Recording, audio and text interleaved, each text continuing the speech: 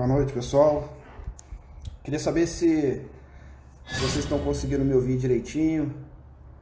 Se vocês estão aí, coloca um joinha aí, só para eu entender que o som tá bom, tá tudo tranquilo.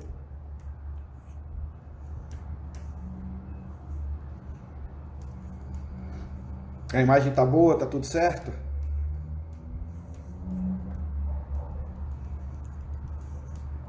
Oh, que bom.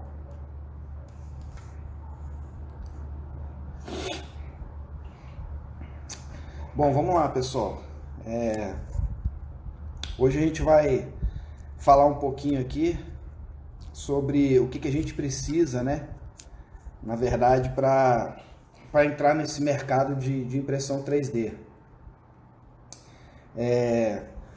Muito provavelmente, vários de vocês aí já estão nesse mercado, né?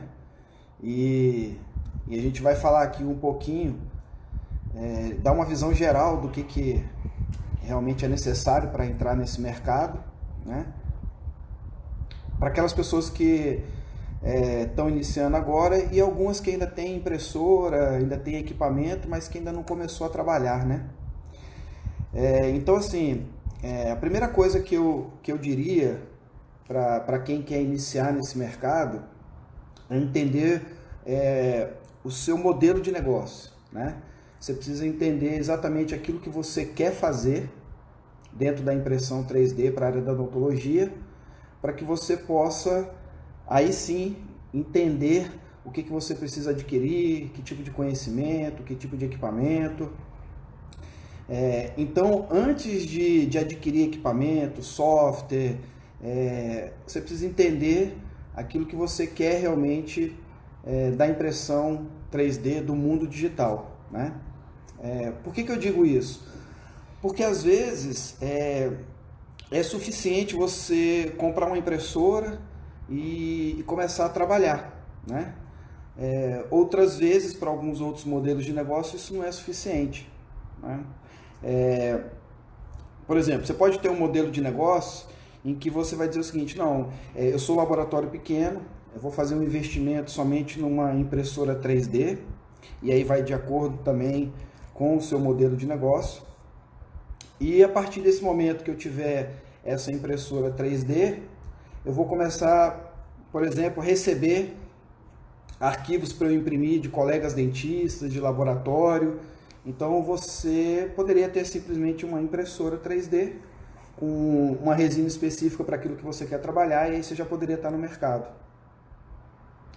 E existem outras possibilidades também, né? Você pode dizer assim: não, eu quero fazer um outro modelo de negócio, eu quero ter aqui o meu scanner, e aí pode ser um scanner de bancada ou um scanner intraoral, porque aí nós podemos falar de dentistas, podemos falar de laboratório, né?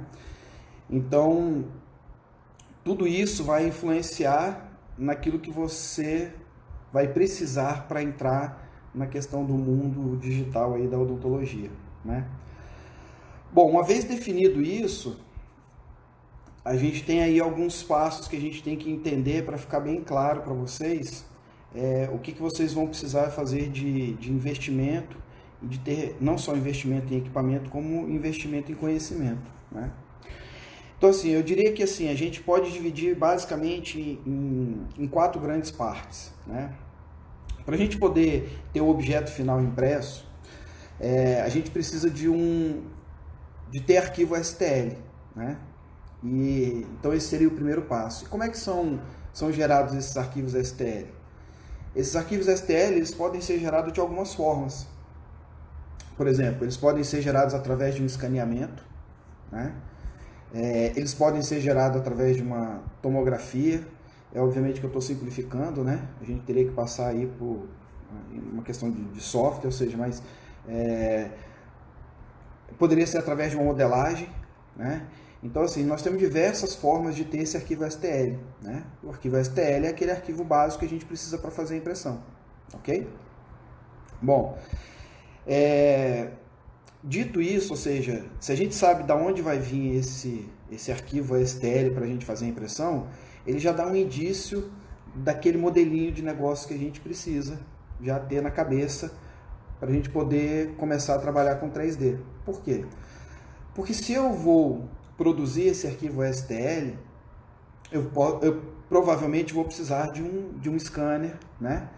Ou de um outro equipamento que vai me gerar esse arquivo, ou me possibilitar fazer com que eu tenha esse arquivo de alguma outra forma, né?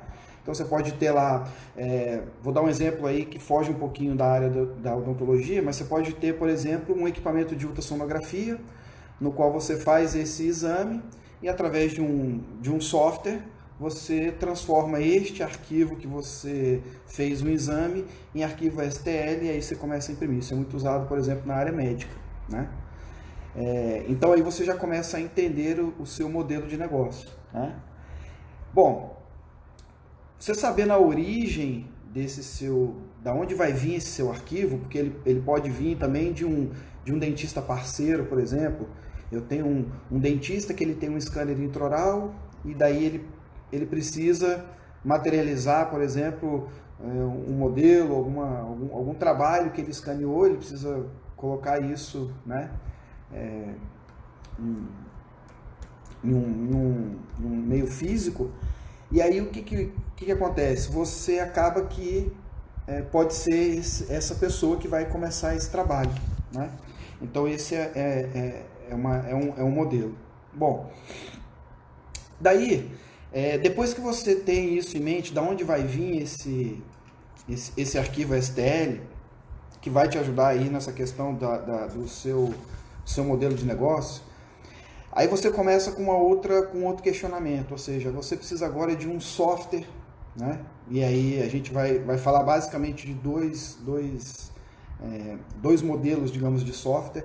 Você vai ter um software que você vai trabalhar esses arquivos STL. E aí, de que forma trabalhar? Aí você vai fazer uma verificação de malha, né? A gente já consegue ver estudos em que quando você faz um escaneamento intraoral, dependendo da técnica que você usar, ele vai dar um diferencial, né? Então, assim, não é simplesmente chegar e escanear e achar que vai dar tudo certo. Então, isso também envolve um trabalho de parceria com quem está fazendo esse exame, né? E aí, este software, né, a gente tem um software, nós temos softwares gratuitos e genéricos. Por que eu estou chamando de genérico? Porque ele não necessariamente é voltado para a área de odontologia, né? A gente tem um que é muito conhecido, que é o Mesh Mix, né? Que a gente pode trabalhar as malhas e fazer algumas coisas também na área da odontologia, apesar dele ser genérico. Nós temos o Mesh Lab, enfim, nós temos alguns, pelo menos uns 6 ou 7 que eu conheço que tem essa funcionalidade, né? Alguns só para questão de verificação de malha, na forma gratuita. Por exemplo, a gente tem o NetFab, que ele tem muito mais do que essa funcionalidade, mas essa funcionalidade é uma funcionalidade free, então a gente pode ter ele instalado, né? A gente tem verificação de malhas, por exemplo, via internet, que você nem precisa ter o software instalado. Então a gente precisa ter necessariamente esse arquivo, independente de onde venha o seu arquivo STL, você vai precisar de um software desse para você poder fazer essa verificação das malhas, né, do seu arquivo STL, tá bom? Tá todo mundo conseguindo me ouvir aí direitinho? Posso seguir em frente? Não sei se eu consigo ler aqui alguma pergunta. Zanoichi disse aqui, Mesh Lab. A gente tem ele sim, eu conheço ele. Não sei se você usa. Então vamos lá. Depois que a gente falou aí dessa questão do STL, a gente vai ter também desse software free. Nós vamos ter também a questão do software que muitas vezes são pagos e são específicos da área de odontologia, por exemplo, né? Como o nosso público aqui ele é voltado para a área de odontologia, a gente vai estar especificando a respeito disso. Então, além desse software, né, de verificação de malha, a gente vai ter os próprios softwares de desenho, né? Que são aí os pagos e para a área de odontologia. E aí a gente pode citar o que é mais utilizado dele, no caso do Exocad, mas a gente tem também o WinLab, né, da Sirona, a gente tem o próprio DentalWinx, também tem um software, né? Então, assim, muito desses softwares, eles vêm até com um scanner junto, né? Ou seja, você tem a possibilidade de ter o scanner da mesma marca, né? Os scanners de bancada, muitas das vezes, utilizam essa situação, porque assim, sem o software de bancada, você vai exportar para um outro software que não é da marca, então, geralmente, não é que a venda é casada, né? Mas, geralmente, se compra o scanner com o software, né? Hoje nós temos possibilidades diferentes, né? Então a gente tem scanner de mesa, por exemplo, da Shine, que você não precisa necessariamente comprar um software vinculado a ele, né? Ele tem um software free e, enfim, isso hoje mudou um pouco. Mas você vai precisar de um software na sua área, né? Dependendo do seu modelo de negócio, se você não for só utilizar a impressora para imprimir, você vai precisar de um software também que faça esses desenhos, onde você vai fazer o enceramento, onde você vai fazer a sua barra de protocolo, enfim. Esse software ele está voltado para a área de odontologia e ele é necessário. Não tem a possibilidade de não utilizar ele dependendo do seu modelo de negócio. E na maioria das vezes, a maioria dos modelos que existe hoje, ele é necessário, não tem como fugir disso, né? Bom, quando a gente parte para a situação dos softwares, né?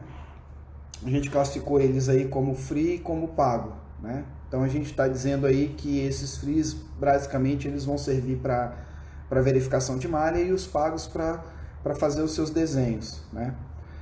Bom, é bem verdade que o Mesh Mix a gente consegue fazer bastante coisa, né? É um software free. Para quem está entrando no mercado, é uma boa, né? Fazer um treinamento no Mesh Mix, você começa a conhecer, ele tem algumas ferramentas para você poder fazer modelo e necessariamente você vai acabar utilizando ele em algum momento, porque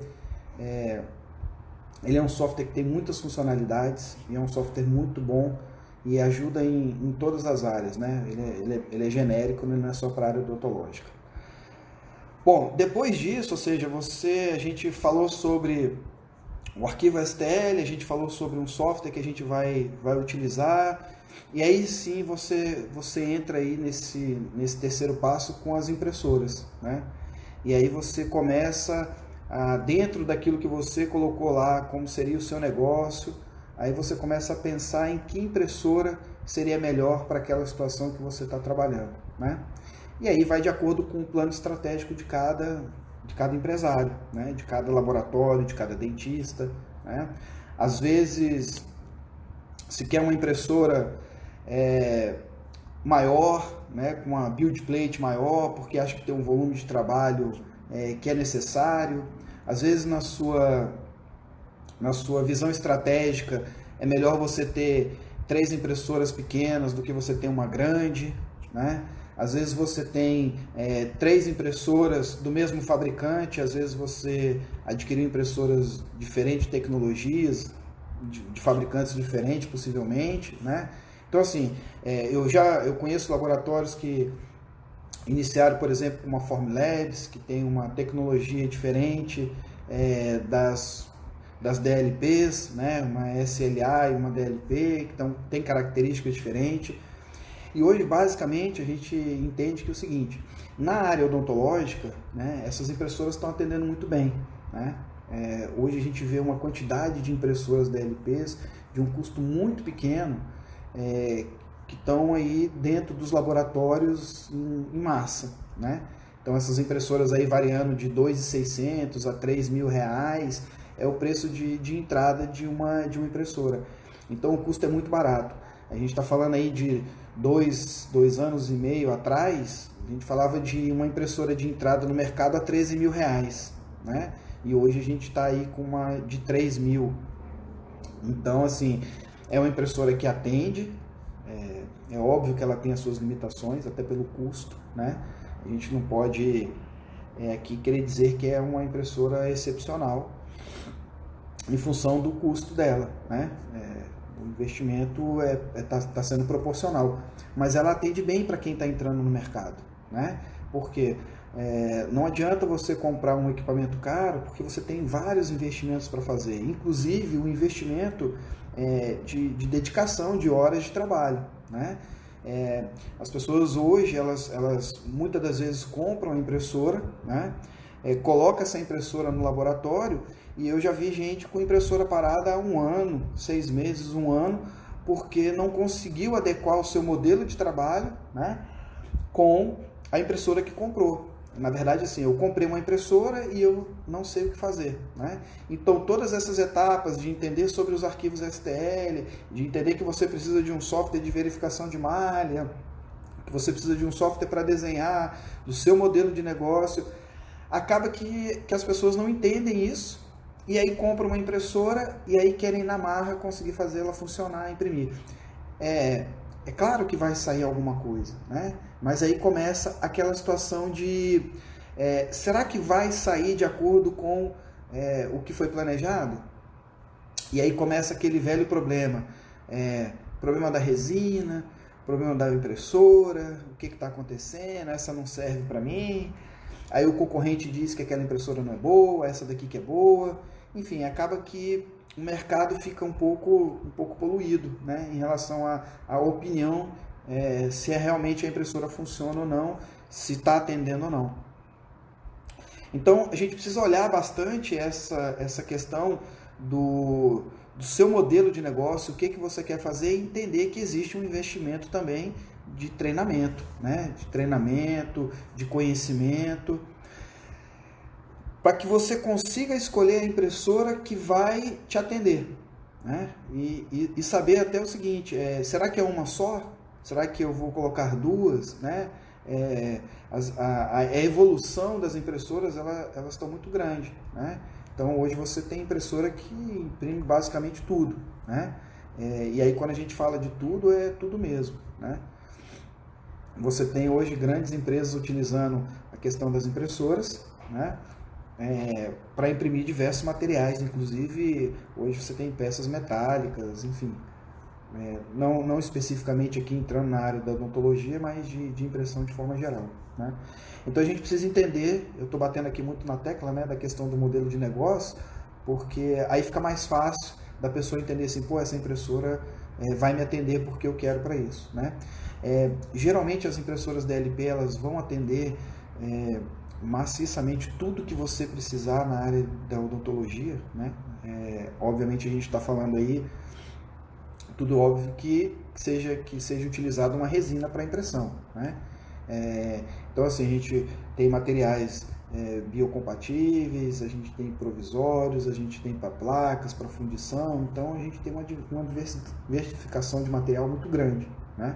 E cada vez está melhorando isso, né?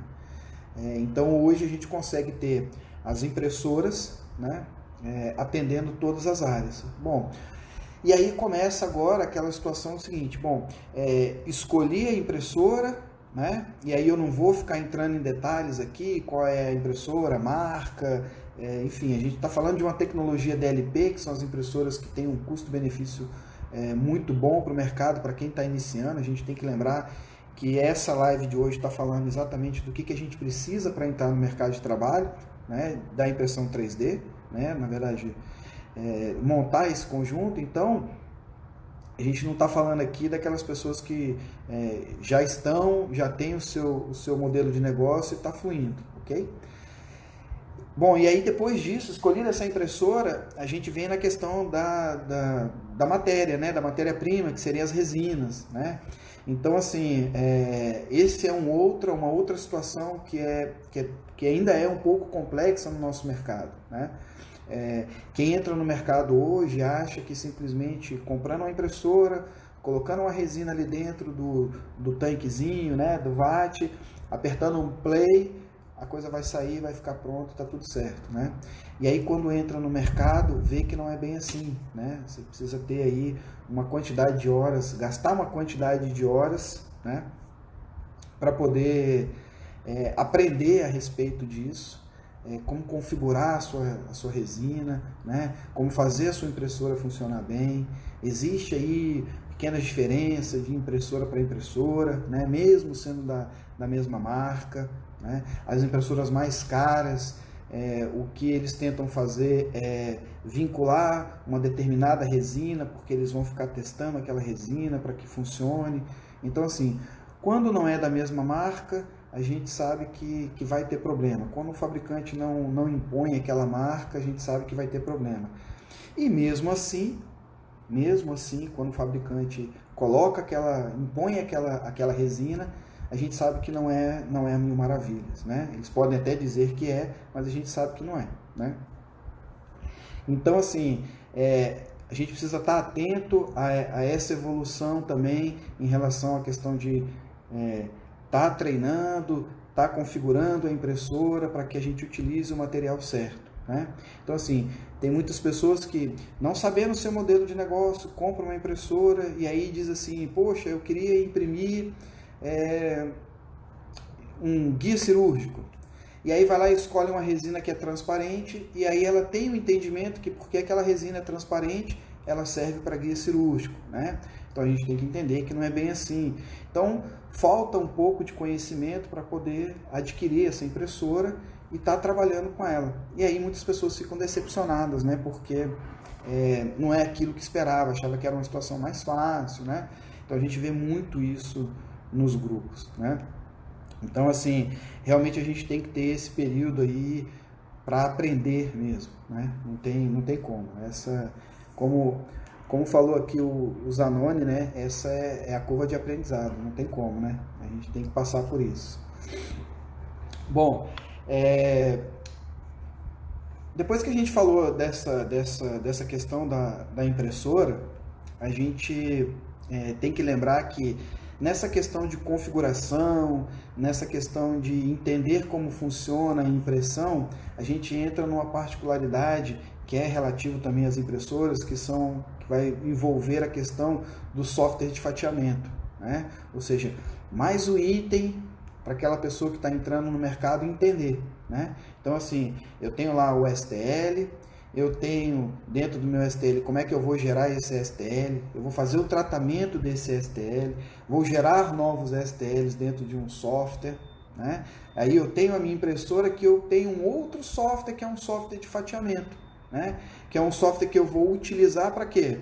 Eu vou utilizar esse software para posicionar o meu objeto, colocar os meus suportes e fatiar ele de acordo com a configuração da resina que eu já previamente já avaliei e sei, em relação, por exemplo, ao tempo de exposição de luz de cada camada, né?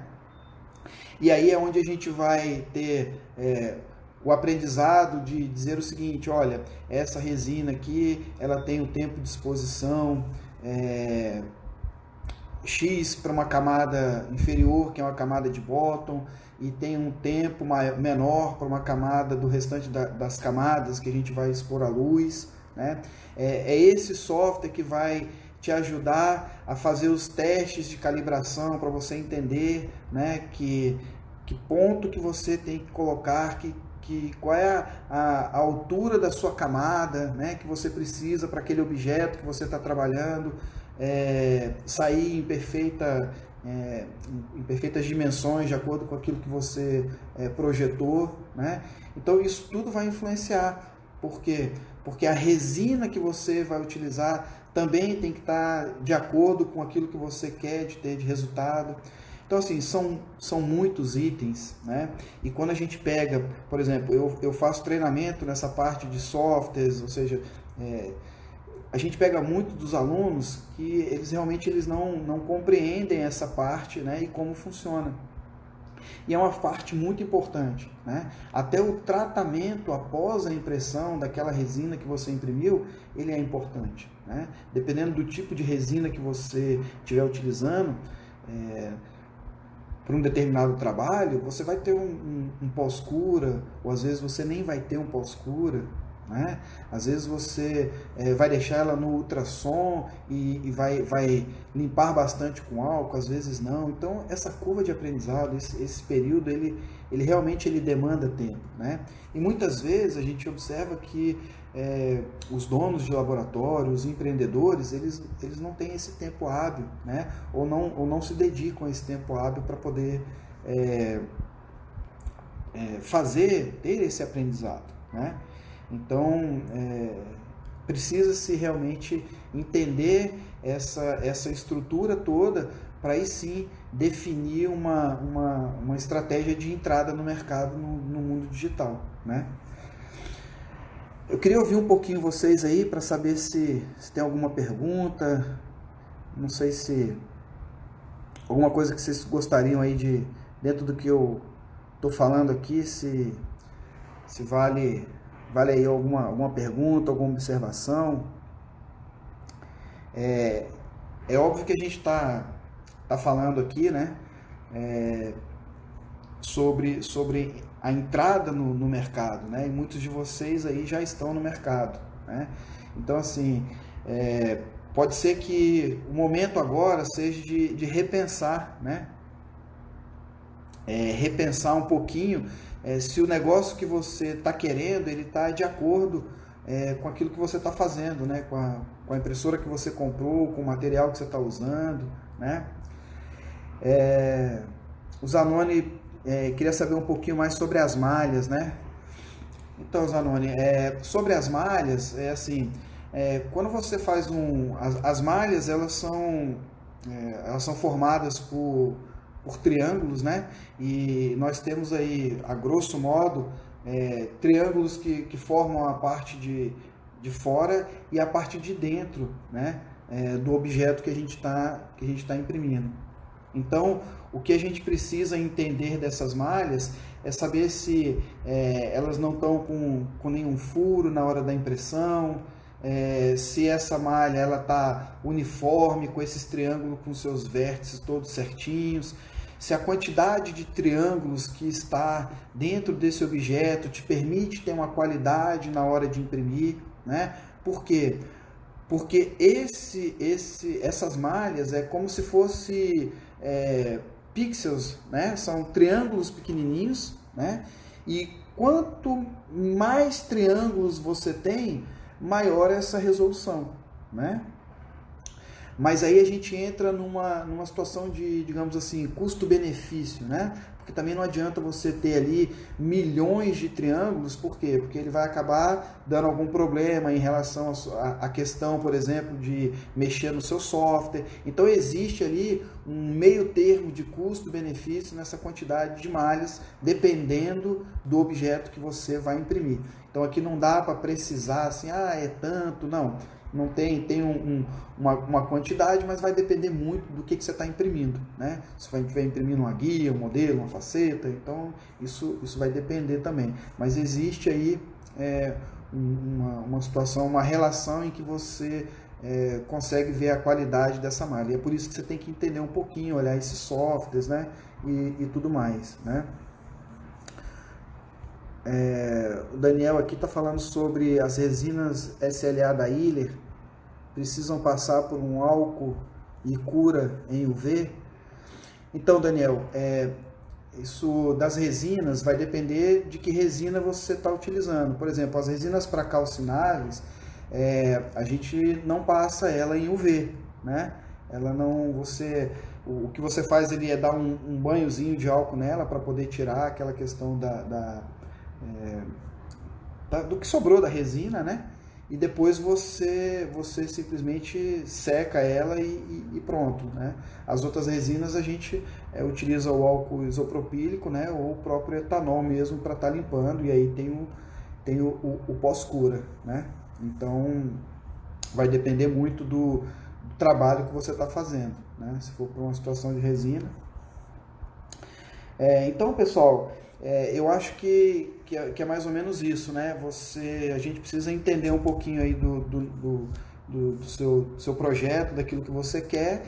E aí, assim, eu vi que tem um curso para essa questão de gestão de laboratórios, que eu acho que é muito bacana, porque aí você consegue identificar em que momento isso vai ser bom, né, ou não, colocando essa questão aí da entrada da impressão 3D. Né? Eu acho que a compra da impressora é o investimento menor, na verdade, né? Dentro de tudo que você tem que fazer, as pessoas acham que o importante ali é ter a impressora. É claro que é importante, né? Porque ela que vai te dar o final, mas você precisa entender todo esse processo para que não tenha nenhum problema de deixar uma impressora, por exemplo, 1 ano, 6 meses parada e não saber utilizar, né? Então, assim, esse realmente é o problema mesmo, né?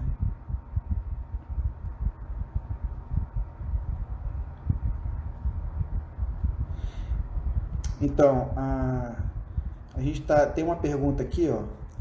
Hoje mesmo, com a melhoria das resinas... opa, peraí que eu apertei alguma coisa errada aqui. Isso. Hoje mesmo, com a melhoria das resinas, tem que fazer calibragem toda vez que muda o lote? A princípio não, né? Eu, por exemplo, eu uso resinas aqui e que eu já sei daquele modelo, eu vou utilizar, ela tem uma constância, né? Pode ser que ocorra alguma situação de mudança. O que eu queria colocar para vocês aqui é o seguinte: muitas das vezes, quando uma impressão começa a não funcionar, a nossa tendência é partir direto para a questão da resina, né? Só que na própria impressora existem várias variáveis que você tem que avaliar para saber se realmente, até identificar se é alguma coisa relacionada à resina, né? E mesmo que seja relacionada à resina, tem uma situação que é muito importante, que é como armazenar essa resina, como utilizar essa resina. Eu tive uma experiência desagradável com uma resina importada. Uma vez eu comprei uma resina italiana. Isso foi logo no começo, quando eu comecei a utilizar a impressora 3D. Não tínhamos, acho que tínhamos um fabricante de resina no Brasil, e mesmo assim estava começando.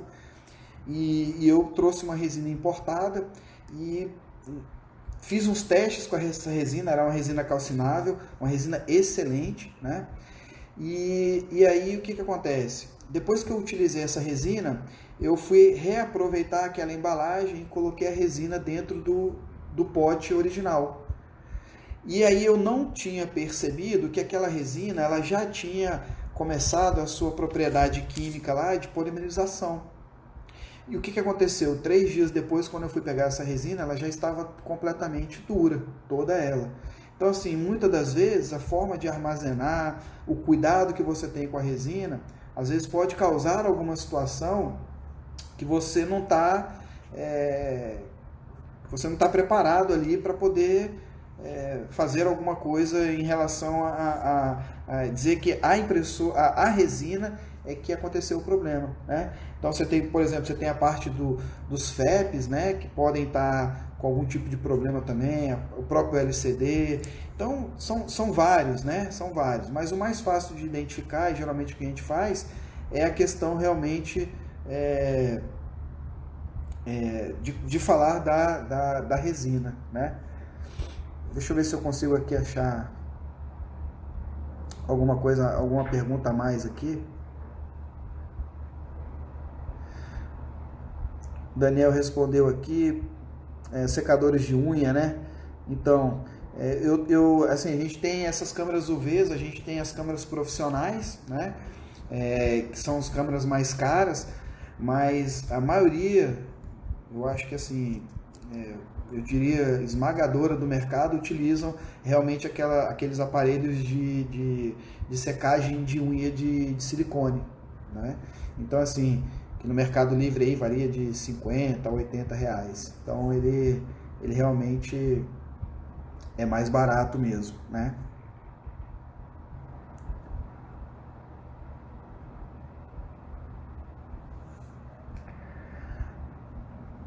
Bom, aqui tem uma pergunta sobre do Realize 3D. Para quem Para quem não é dentista, laboratório, além de modelos, o que pode ser feito para iniciar a prestação de serviço na área? Além de modelos, né?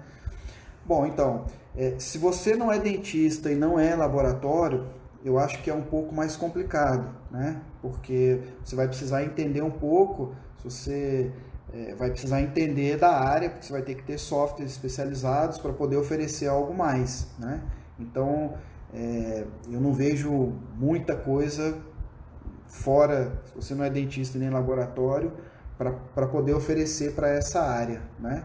Pode ser que você consiga aí, de repente, para a área educacional, para odontologia, né, imprimir alguns modelos, e aí você consegue, de repente, até fazer a impressão em FDM, porque para estudo você não precisa ter, você não precisa estar imprimindo em resina, você tem alguns modelos impressos em impressoras FDM que tem um custo muito menor, né, você consegue utilizar, né, mas eu acredito que para prestar serviço para essa área, você precisa, a não ser que você fique na área de treinamento, né? Ou vai fazer, você tenha um conhecimento a ponto de utilizar os softwares, né?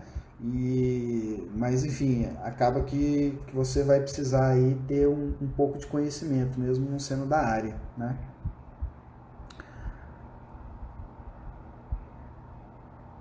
Bom, deixa eu tentar achar aqui. Tava vendo aqui, eu não.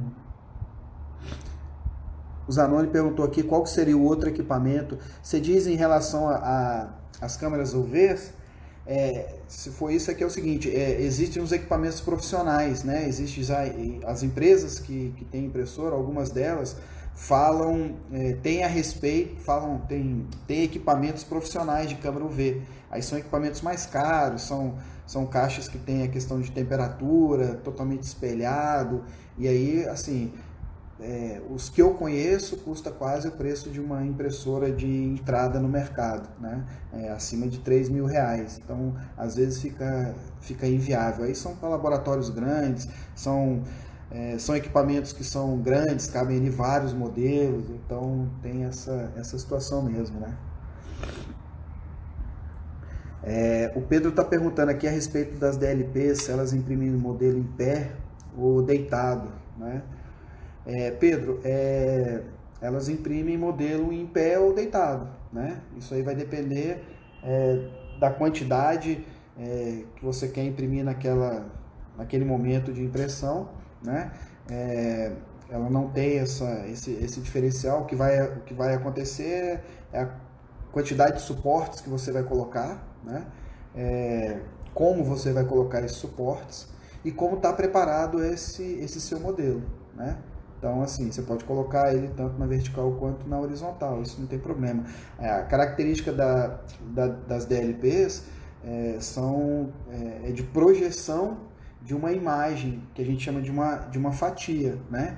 Então, quando você joga aquela luz, ela projeta aquilo que tá na primeira e nas demais camadas. Então, ela imprime camada por camada, né? Que é diferente das impressoras que a gente fala que é as SLA, que é através de laser que elas vão pontuando cada ponto daquela primeira camada, né? Então é diferente. As SLAs elas fazem uma projeção, então não tem muita diferença. Eu geralmente, se você não tem muito volume, eu coloco eles na horizontal, por quê?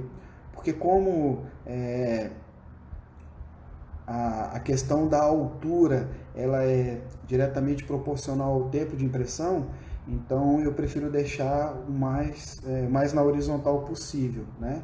Então, por causa de tempo também, que aí entra uma questão de custo-benefício, né? Em relação à questão do tempo. Então, mas aí é uma questão mesmo de avaliar naquele momento. Se você tiver uma impressora e precisar fazer vários, de repente vale mais a pena você colocar todos eles na vertical do que você colocar na horizontal, tá bom?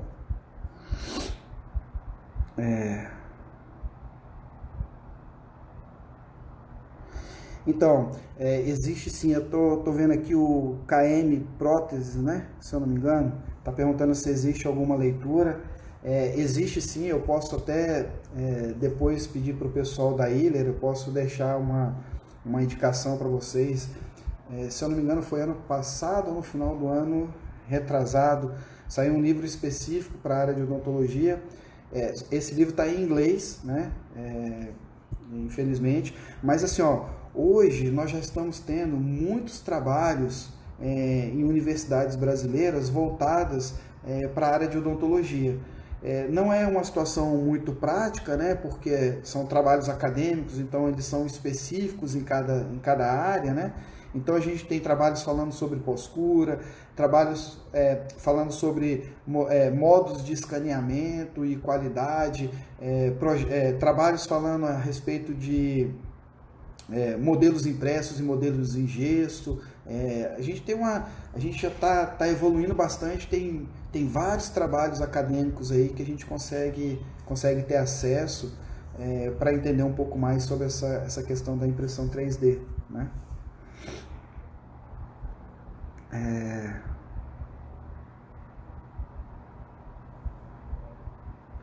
Aqui, ó, o Rafa Marques tá colocando aqui, ó, a informação. Ele diz o seguinte: mudou muito a qualidade da minha impressão quando eu adquiri uma câmera UV profissional.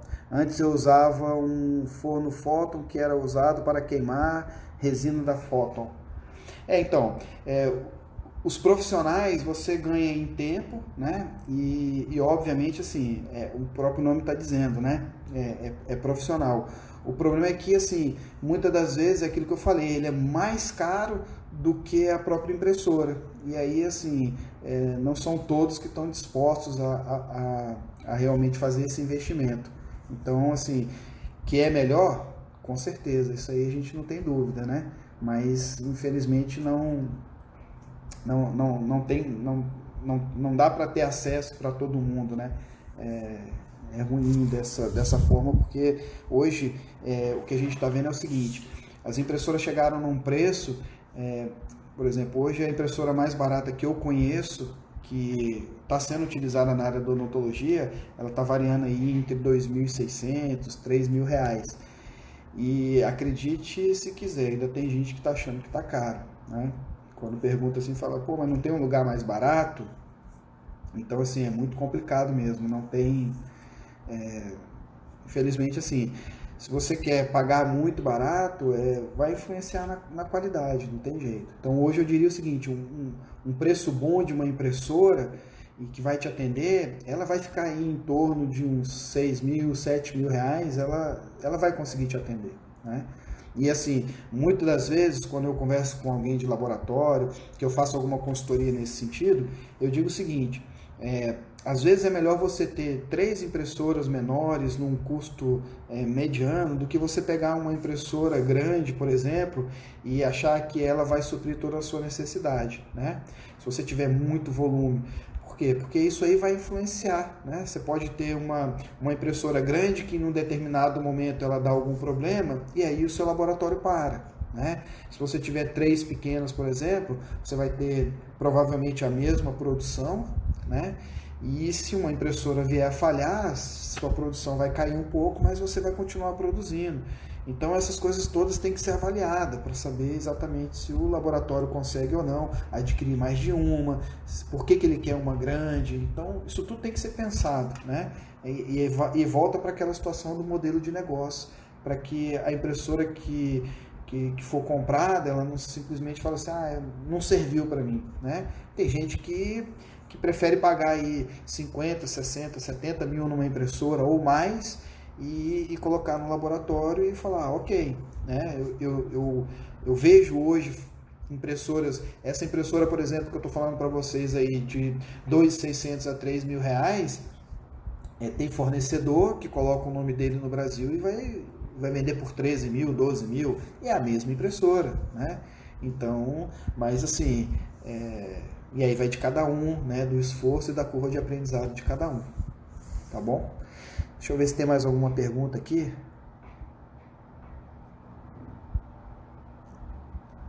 Aqui o Pedro tá falando aqui, ó. Pedro Jotap, não é isso? Pedro, desculpa se eu tô falando errado, tá bom? Ele falou assim, você falou com relação à resina que polimerizou no tanque. O ideal sempre é conservar a resina após a impressão? Então, Pedro, na verdade, eu não sei se eu fui claro, mas assim, ela não polimerizou no tanque, não. No começo, o que que eu fiz? Eu coloquei ela dentro da embalagem original, né? Então, ela começou o processo de polimerização dentro do tanque, mas a olho nu eu não consegui observar isso, né? Aquele processo químico já estava acontecendo, porque ela já tinha sido colocada na exposição de luz e eu coloquei ela de novo no pote original. E aí ela foi lá e realmente ficou dura toda a resina e eu perdi o pote todo, né? O que eu te diria em relação à resina que ficou ali, né? Você tem duas possibilidades, né? Você tem a possibilidade de ter um compartimento, um pote nas mesmas condições de cor e tudo do original que vem a sua resina para você poder guardar, né, depois de usada. Então, o que geralmente eu indico para os meus clientes? Você pode coar essa resina que sai do tanque e botar dentro dessa embalagem, né? Para que ela possa estar guardada ali com o nome identificado para você poder reutilizar. Ou você pode ter mais de um watt, né? Então, o que eu, por exemplo, utilizo? Eu utilizo alguns watts para, dependendo da quantidade de resinas que eu tenho. Para que eu tenho, para o que funciona dessa forma? Porque, primeiro, eu vou manter a minha resina ali. Então, eu sempre vou colocando de pouco em pouco. Então, eu mantenho a minha resina dentro do meu watt. Quando eu acabo, eu tiro o meu watt, eu deixo ela fechadinha, tanto em cima quanto embaixo, tá? E eu guardo dentro do armário, como guardo todas as minhas outras resinas que estão fechadas dentro da embalagem original. E eu boto um outro watt com outro tipo de resina. Bom, o que eu já vi de positivo nisso? O que tem de positivo? A primeira situação é aquela história de perda de tempo, de você ter que coar a resina, ficar limpando o FEP, né? Para botar de novo, colocar outra resina. Então, assim, ou você faz uma programação daquilo que você tem realmente de trabalho durante o dia e sabe que naquele momento você vai usar aquela resina, no outro momento você vai usar outra, ou você acaba tendo que realmente ficar com vários wattzinhos. E outra situação que é muito bacana o FEP é um acessório ali que é fundamental, né? Ele é uma película que, se por acaso ela tiver desgastada, embaçada, perfurada, qualquer situação dessa, ela vai causar uma distorção naquilo que vai ser impresso, né? Porque o objetivo dela ali é deixar passar a luz. Se você, por acaso, deixar passar a luz, pessoal, não sei se eu tenho que saber o horário aqui, né? Porque eu acho que a gente pode ser derrubado, né? Eu não sei quanto tempo a gente tem de live aqui, então, enfim, só para a gente finalizar aqui, tá? O que eu estava querendo dizer para vocês? Você evita de ficar passando papel e limpando o FEP, né? Então, aquele FEP ele vai durar mais, né? A tendência dele é que ele dure mais. Porque toda vez que você tira e vai trocar de resina, você joga álcool, passa papel e aí acaba que não realmente vai dando desgaste. Então, Pedro, eu tenho alguns watts porque assim, eu prefiro deixar com a resina marcadinha ali direitinho, né? E eu tenho um watt que fica sempre para teste de resina, né? Para configurações, essas assim. Então é dessa forma que eu trabalho e que eu aconselharia a trabalhar, né? É óbvio que você vai ter que ter um potezinho. Por quê? Porque se a impressora falhar, ficou alguma coisa no fundo, você vai ter que ir lá, né? Tem que limpar, vai ter que tirar, vai ter que jogar em algum outro lugar. Então não tem como. Você vai ter que realmente ter um pote desse. E aí é uma questão de organização, de processo dentro do seu laboratório, do seu consultório, para você decidir qual é a melhor forma para você ali de trabalho, né? Eu sempre gosto de dizer o seguinte: não existe certo ou errado, né? Existe aquilo que você consegue adaptar dentro da sua realidade de trabalho, né? Se a sua realidade de trabalho não tem condições, Roger, financeiramente para mim, por exemplo, é inviável ter vários watts. Ok, então assim, você vai fazer de acordo com aquilo que tiver dentro da sua estrutura de trabalho, né? Então, não tem problema nenhum, você pode ter os seus potes, Eu tinha, a primeira situação que eu fiz foi ter potes com o nomezinho de cada resina, eu tinha lá tudo anotadinho, bonitinho, então esse foi a primeira situação. Só que aquilo ali para mim começou a dar muito trabalho, eu comecei a não usar aquelas resinas que eu deixava armazenada, esse era um outro problema, eu sempre queria usar a que estava no pote novo, com aquela sensação de que não, senão isso aqui vai acabar falhando e eu não vou saber se é da resina, e acabava que aquele restinho de resina que ficava eu jogava fora, porque muitas das vezes ele não era suficiente para eu fazer um trabalho, e eu tinha que completar com a outra, e eu falava assim, não, vou deixar ali, vou deixando aquela ali, na hora que juntar um pouquinho eu uso, e eu acabava que eu não usava, entende? Pessoal, eu acho que é isso, né? Não sei se eu consegui atender a todos aí, né? Eu acho que a gente tem uma questão de horário, eu estou preocupado aqui para que a live não caia e a gente esteja aqui conversando. São 8h21, provavelmente a gente tem 1 hora, né? Então a gente tem 9 minutos para poder finalizar, né? Então assim, eu queria agradecer, né? Primeiramente a todos vocês que participaram. Espero ter ajudado vocês aí, despertado em algum sentido, né? Em relação a essa questão da impressão 3D, para que a gente não fique só preso à questão das impressoras, né?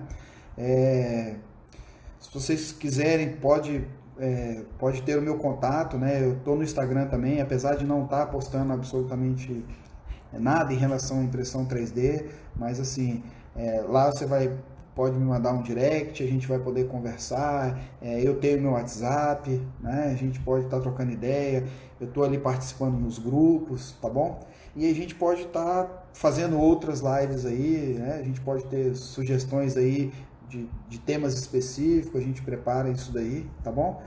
E de coração espero que eu realmente tenha contribuído para todos vocês aí em alguma partezinha, tá bom? Eu agradeço vocês, tá? E muito obrigado, tá bom? Eu acho que a gente tem aí 8 minutinhos, deixa eu ver aqui se tem alguma outra perguntinha aqui, mas assim, eu já queria me deixar despedido, porque eu não sei se a gente vai cair, tá bom? Bom, obrigado, gente, valeu aqui, tá? Tô agradecendo aqui, Sebastião, obrigado, tá? Obrigado por vocês terem gostado, tá? O Rafa tá pedindo para passar o Instagram. Meu Instagram, Rafa, é @rogercpmonteiro, tá bom? É roger@cpmonteiro, tá bom? Obrigado, Roberto. O KM Próteses, valeu, obrigado, tá bom? Cara, valeu, Zanoni, obrigado, cara. Show de bola. Pessoal, então é isso aí, tá bom? Acho que eu vou encerrar, porque senão a gente vai acabar caindo aqui, tá bom? Muito obrigado, boa noite a todos, tá bom? Até logo.